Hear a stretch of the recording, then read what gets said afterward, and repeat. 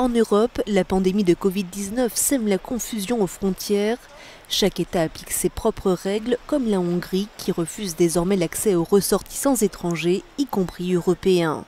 Bruxelles redoute que d'autres États membres ne fassent de même et propose de rationaliser les restrictions de voyage.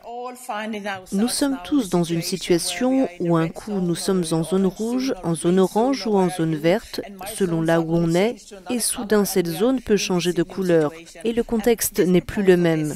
Cette proposition s'explique par le fait que nous devons dire aux citoyens « les gens méritent de savoir dans quel type de zone ils se trouvent ». Ce vendredi, la Commission européenne a proposé des critères communs pour harmoniser les pratiques, la prise en compte du taux de tests positifs, le nombre de tests réalisés, un code couleur commun et une approche coordonnée face aux voyageurs en provenance de zones à risque. Nous pensons qu'aucun citoyen de l'Union européenne ne devrait se voir refuser l'entrée dans un autre État membre. Nous recommandons plutôt au gouvernement d'avoir recours aux tests ou à la quarantaine. Les tests devraient être l'option privilégiée pour faciliter les déplacements des personnes. Et là aussi, les règles concernant les zones rouges, oranges ou vertes devraient être claires.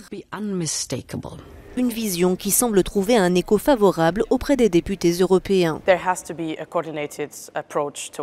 Il faut une approche coordonnée en ce qui concerne l'espace Schengen. Je suis très inquiète de voir que certains États membres prennent leurs propres dispositions en la matière, sans la coordination indispensable au bon fonctionnement de l'espace Schengen.